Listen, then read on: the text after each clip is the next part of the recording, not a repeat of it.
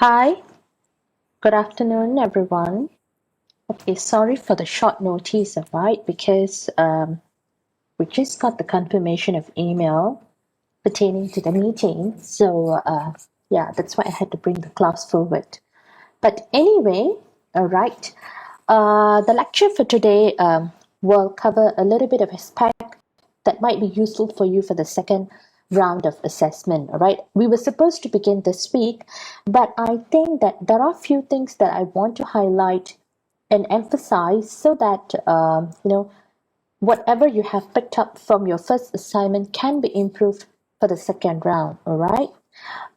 So the first round was not bad, right? Because that's Australasian style of debate. Well, when we talk about the common context of debate, as I said, in debating scene, let's say if you want to debate in a serious manner for English language debate, there are seasons. I think that this might apply for other languages as well, but I'm not sure to what extent. But what I can confirm is that for English language, there are seasons. Okay. Usually, one term we would have probably the Australasian style of debate. The second term could probably be the Asian parliamentary style of debate, and usually by end of the year, it will usually be the BP style, or we call that British parliamentary style of debate.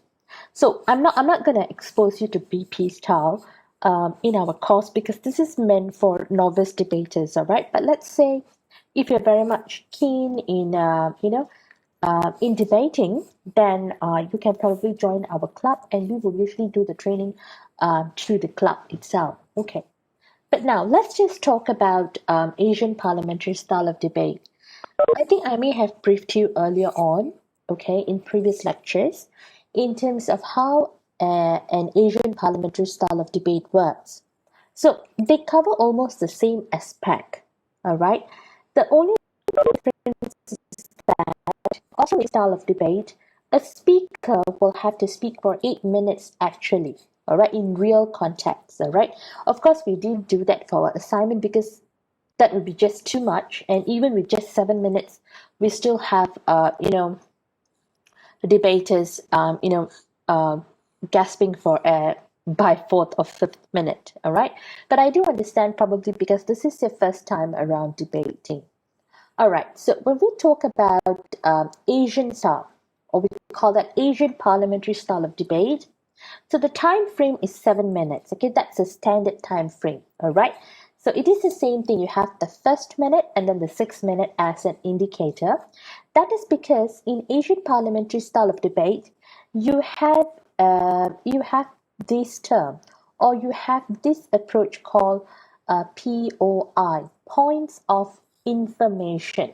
All right, points of information, or commonly known as interruption by debaters, is a frame provided, okay, for speakers to clarify, okay, to probably point out some of the flaws in the debate, and probably to further strengthen the understanding of arguments presented by the speaker. So when it comes to an Asian parliamentary style of debate, you have POIs in between. And it is very much encouraged for speakers to present POIs because that will actually show that there is a critical evaluation of the argument presented. All right, there is an analysis that is ongoing, and you are trying to look at the motion in a deeper understanding. So that is why POIs are very crucial when it comes to debate. All right, and usually if a debate session is conducted without POIs, it would usually be very dull, all right? And at the same time, it will reflect to the adjudicator that you are not evaluating the ideas presented in the debate, all right? So today, all right, it is a very quick and short lecture, okay? But the content is pretty heavy, all right? Because I am going to talk to you about, okay, how do I get this? My God, someone is drilling. I think it's my neighbor. Okay, please let me know if there is an interruption of noise. Yeah, I'm really sorry about that. Okay, so today, All right, my main aim is to help you understand, all right, certain things, all right, when we are preparing a case. Because what I realized throughout the previous, assignment is that I realized that some of you had a very good case, and some of you had issues in terms of developing a case itself. All right. So when we talk about, okay, before that, so some of the things that I'm going to cover, okay, in this lecture today is that I'm going to talk to you about definition. All right, I'm going to talk to you about context. All right, spirit of the motion. That means what is the objective of the motion? Okay, how do you come up with your argument and how do you prepare your rebuttal itself? Okay. Mm, okay, I'm not sure. Probably my internet. Okay, anyway, so definition. Okay, why is definition important? All right, when we talk about definition, most often we ignore the fact that we are not talking about the dictionary definition. Okay, we are talking about definition, of course. At first, let's say if it's a very technical jargon, and then you presume that the other member may not have an idea about what you're talking, then it is important for you to talk about the meaning of those technical terms.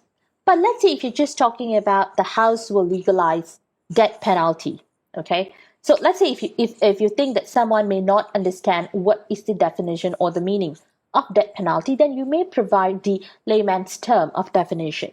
Okay, but when we talk about definition itself in a debate, we are talking about the understanding of the motion, all right, in the arena of debate. For example, the House will legalize death penalty. So legalize, we're trying to mention here is that to allow, all right, without any form of jurisdiction.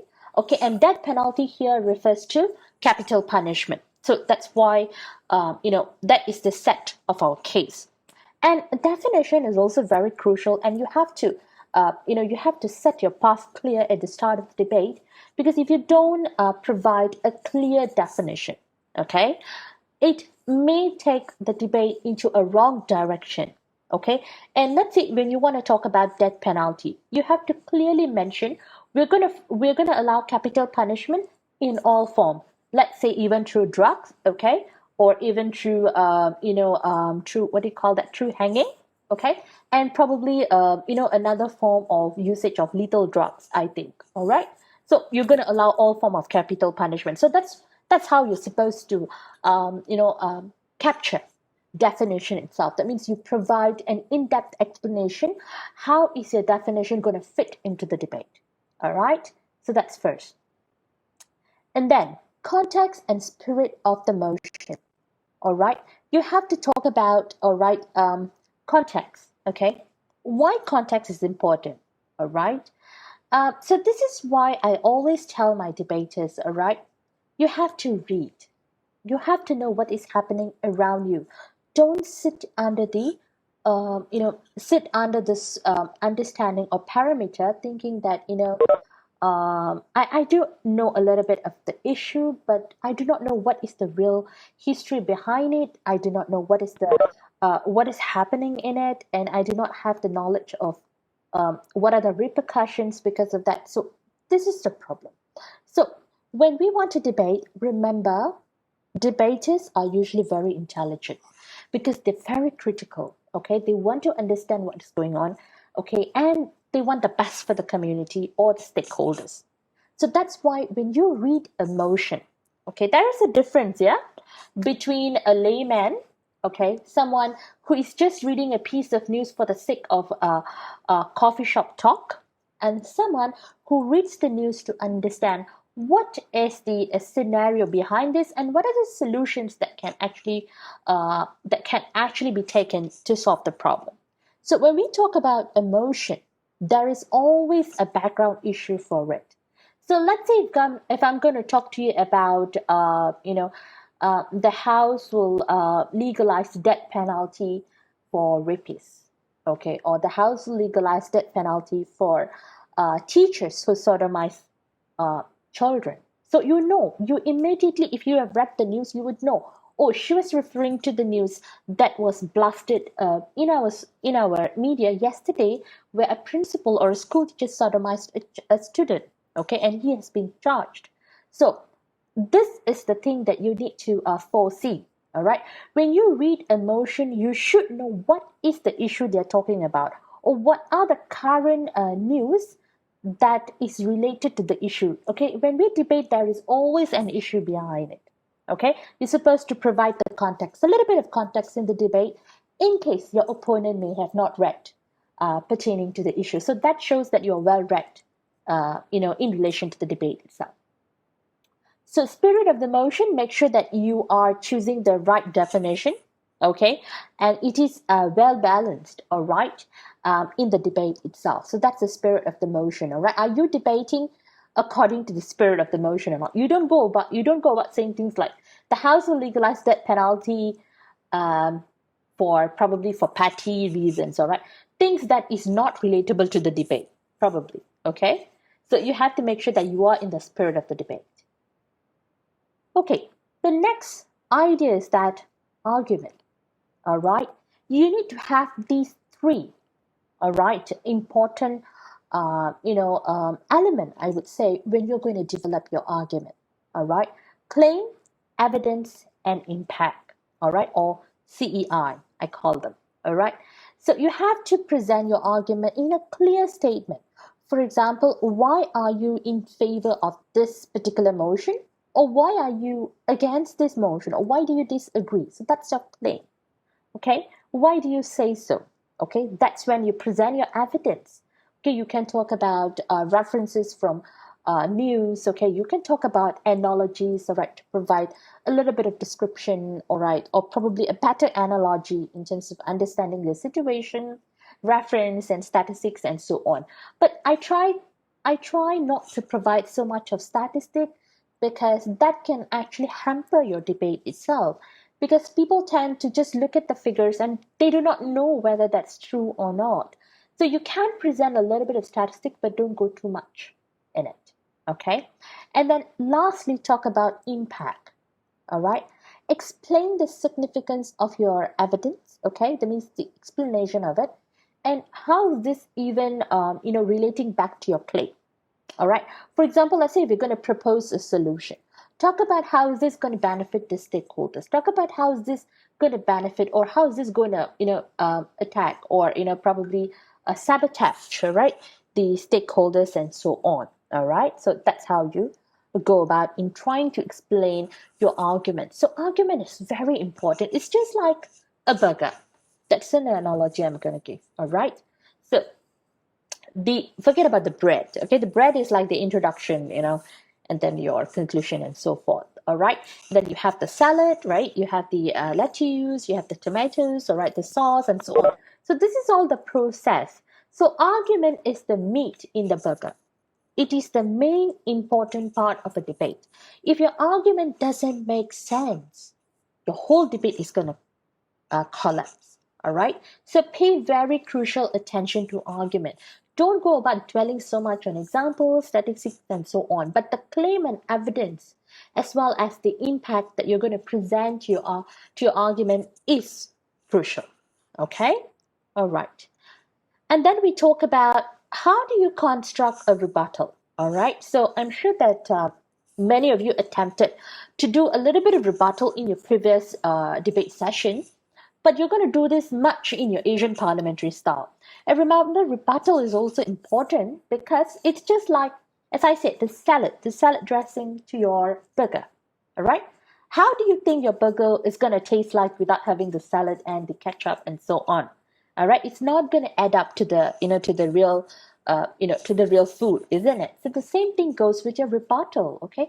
Rebuttal are supposed to be critical evaluation towards the argument itself. Okay. All right. So when we talk about rebuttals, okay, there are a few ways on how you can actually do this. All right. So 5 keywords.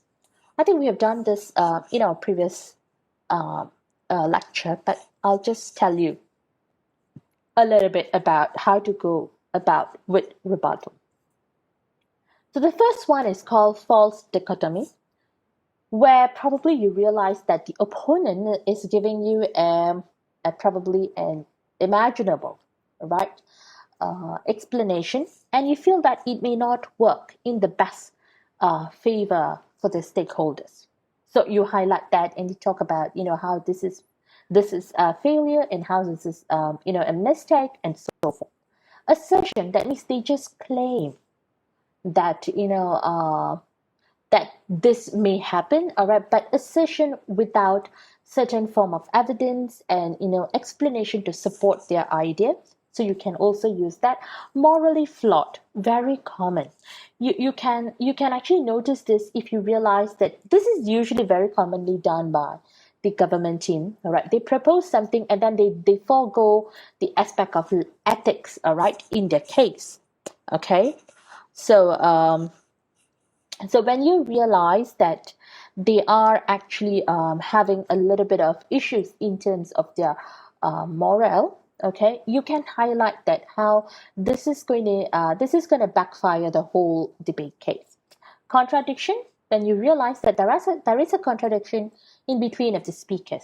All right, you realize speaker A said this, speaker B said this, and then speaker C is all over the place. So you highlight that, all right, as a part of your rebuttal. Compare, and then you can also talk about how the case is gonna feel. All right, comparison is one of the best things. All right, you talk about how your idea is better than the other. Okay, and this is very much applicable for the whip. Okay, because whip is going to do rebuttal throughout. So two ways. One is you go point by point method. That means you talk about why point A will not work, point B will not work, and point 3. That's point by point. The second method is called, we call that as a collective method, where you try to analyze issue by issue, okay? And then this is where you compare. All right, let's see, the first idea is about rights. You talk about rights from the side of A, and then you talk about rights from the side of B, and then you tell how the issue of rights is well protected, probably in your case. All right, so these are the 5 keywords that you can use when you're dealing with rebuttals, okay? So usually, rebuttal, you can always start by asking a question. Okay, ask a question and then try to answer that. So that's how you form rebuttal if you have never done so. Okay, you can always capture rebuttal or take a piece of quote, okay, said by the other speaker which you don't agree, and then you probably talk about it and expand it further. All right, okay. So how are you usually scored in a debate? So you must be wondering, isn't it? Madam, how am I going to get, like, why am I getting 30 out of, 50 for my first assignment? What is the problem and so forth? Okay, I will talk to you about my scoring method, okay? So usually, okay, in debate, it's 100, okay? It's 100, where each aspect is given, usually matter and matter and method is very much emphasized in debate, okay? And you have, we call that, okay, and and then we try to average your score to 100, okay? But for your context of assignment, what I did is that I emphasize on matter the most, okay? Because I think that I cannot penalize you if you do not have the natural way of speaking as a debater, and I cannot penalize you for language because that would be unfair. But what I can actually award you is that I can award you for the amount of effort you have done in terms of developing your case, in terms of presenting your idea, and then in terms of how you try to, structure your debate and so forth. So your matter, all right, for the context of our paper, I am allocating 30 marks, 30, okay? And then for your manner, it's 15, and for your method, it's 15. You must be wondering, what are these, okay? So matter is the argument, the rebuttal, and so forth. The manner would be your language, all right, your style of debate, and so on. The method would be the structure of debate. Are you following the structure? Do you have a POI? Do you have a rebuttal? So these are all method, okay?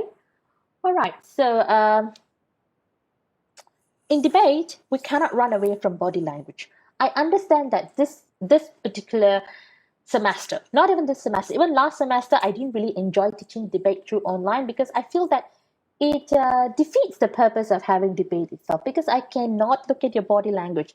You're just doing it virtually. But anyway, this is the new norm. All right, we just have to be, we just have to get adapted to it.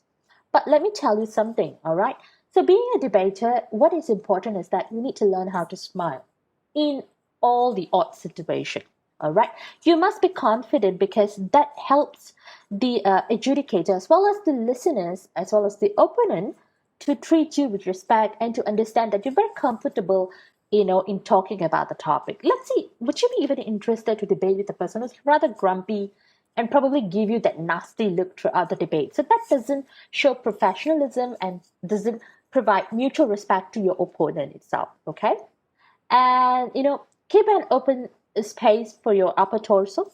Try not to fold your arm, all right? Hug your bag or put your things on the laptop during your presentation. Okay? And then have a good eye contact. Eye contacts are very important. It tells the person whether you're lying and so not. Be comfortable in your space. Okay, remember this is your point of talking. Do not be offended or do not feel what do you call that? Do not feel that your space has been invaded by another person if someone is asking you a question and so on, right? And minimize movement. Okay, some debaters, they just like to walk to and fro, probably because they don't realize. So we try to reduce our movement. Usually for debaters, if they have to move from their space, I usually tell them just have a little bit of movement. V. Okay, that means you can go front to the back and then probably to the right and back. That's it. Okay, slow down your pace. Okay, I am pretty fast. I'm very sure of myself. Okay, when I debate, I'm usually very fast. Probably I just have so much of thoughts in my mind, it just comes running into, in a flush of speed. But again, it all depends on the arena that you're debating because the arena that I debate usually consists of people who are veteran debaters. Okay, but when I was in my younger days, I have been told that you have to slow down. All right, you're too fast. Okay, but this is something that I also tell my students. If you have a good tempo in controlling your pace, you may want to take that off. Okay, be open about your emotions. Do not hide your feelings. If you feel that the topic has been it has been injustice, all right, or probably unfair to a certain group of people, you can speak it out in debate. That is the role and the purpose of debate itself. Okay, so make sure that you are on the same page as others. Okay, don't be in your own world when you're debating. Okay, I've come to the end of my lecture that I want to share with you today. So before I assign you with a little bit of activity for today that where I want to strengthen your speaking aspect, do any of you have got questions pertaining to what I have shared today? You guys have just listening. Yes.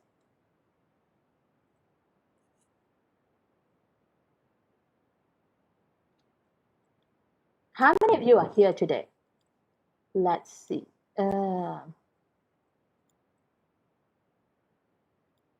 Okay, not bad. Okay. Any questions? Okay, let me. Yes, Christy. Yeah. When will we start our next assessment?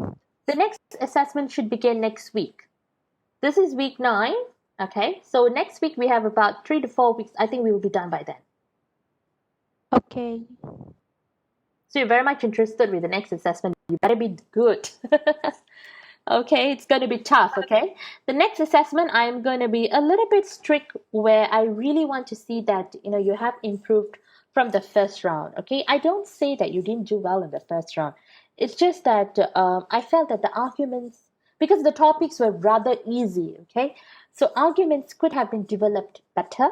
Okay, even if you take it from the internet, because I give you quite a grace period to prepare for the debate. Okay, even if the arguments are taken from the internet, there could be more explanation, into the argument to make it more intact. Okay, the case could have been presented well. All right, so there are probably a lot of room for improvement from the first round itself. I did provide you a feedback, after your debate session. So I really hope you have taken them into your credit and try to improvise for the next session of debate. Okay. The reason I gave you a break last week is that so that you just shut down everything, okay, and then just probably just try to refresh your mind before you start again the second round. Okay. There is no such thing as a good debater. Everyone is in the process of improving, even myself. So which means that if you want to improve your speaking skill as well as pick up some tools of debating that may be helpful for you in your after work or probably in your career sector and so on, you need to learn what are the correct way and of expressing your idea. Okay, so do we have any question before I tell you what to do for the next half an hour? Madam, Yes, who's speaking? it's Miss Snitra. Yes. Yeah, I just have a small question. Regarding the second assignment, right? Will we be following the same order as the first assignment, like the group pairing, or will it be reshuffled again? Well, I leave it to you guys. If you want to reshuffle, you just have to alert me earlier on. But I would prefer you to stay with the same team because I think you could have already developed, a sense of, teamwork among your members. So that would actually help you for the next round. All right, that means if previously group 1 was against group 13, for example, assignment 2 will be the same, is it? No, no, no. The No, the grouping, it'll be as in, different, right? yeah. The grouping for Okay. the motion will be different. I'm talking about group as in like group one. These are the Oh members no of no, group one. yeah, I think we'll stay in the same group. Yeah, yeah. Okay, The madam. pairing, Thank of you. course, it will be different. Okay. So all right. Thank you. Any other questions?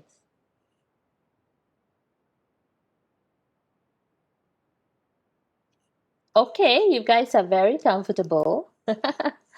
All right, so I will put up the lecture note later on. Oops, what did I on? Okay, I will put the lecture notes later on in my group, okay, where you can access them. But what I need you to do is that I'm about to share with you a link now. Where is the link? Okay. Okay, let me know if you can open up this link. All right. It will take you or land you to the Flipgrid page. Okay. I will share with you how it's going to look like so that you know what am I talking about. Okay, so this is Flipgrid. Okay. All right. So we're going to have a little bit of exercise, right, in terms on how you can actually, present your idea, all right, because some of you are still having double thoughts, all right, pertaining to presenting your idea. So a quick exercise for all of you, okay? Remember the topic privacy, okay? I think I'm sure at this age of yours, you feel that privacy is very important, isn't it? Especially during the teenagehood and probably to adolescent and then to adulthood. I do believe that privacy should be given to individuals, all right? But on the aspect of privacy we're talking about here, can be focused or can be narrowed down to celebrities or politicians. Okay, so do you think that these public figures, okay, deserve a privacy or deserve a space for them? Okay, so you're supposed to record yourself, all right, talking about this issue, providing certain examples, explanation in terms of whether you agree to the motion discussed or whether you disagree to the motion discussed, and then tell us how do you think that if you think that privacy should be maintained and privacy should be given, and how do you think that they can actually still retain their spotlight or their popularity in spite of just having their personal space confided in them. But if you think that no, I don't think so, they deserve a privacy because these are the people I voted for, these are the celebrities we're talking about. We want to know what's happening in their life because these are public figures and we deserve to know. All right. So maybe you can talk about why and so forth, and you have to talk about um, why do you think that this privacy is an aspect that cannot be negotiated, and what form of privacy are you talking about, and so on. So I have limit your video submission to just 5 minutes. So I'm expecting at least 2 to 3 minutes of speech from you, okay, just to get started. So this is the code. So once you are, once you have prepared your little bit of notes, all right, on what you're going to talk, all right, you can record your response and then probably just submit, okay? And I think you guys, once you're in, you can actually look at your other friends' work as well, okay, and comment, all right? Maybe provide a good feedback in terms of whether it's good and so on. And I would usually provide feedback, once I have seen my students posting their videos as well. All right. Any questions? You guys are very quiet. Madam, Yes. I just have one more question.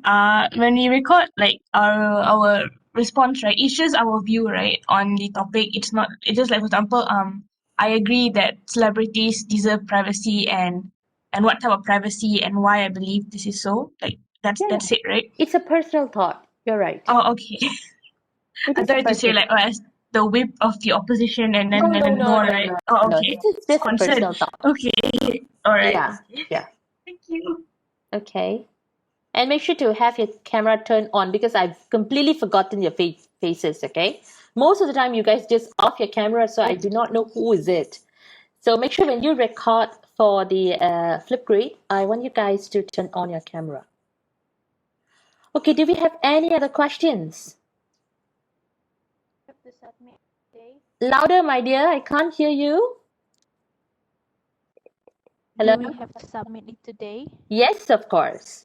Okay. The class is from 5 to 7, right? Supposedly. So since we started at 3:30, I'm about to end it in a while. So you still have time about till 7 or 8 o'clock tonight to submit. Okay. So, I have time over the weekend to just go through and then comment on your feedback. Okay. Your topics for debate. Your debate is going to start next week, Friday. So I will release them on Monday.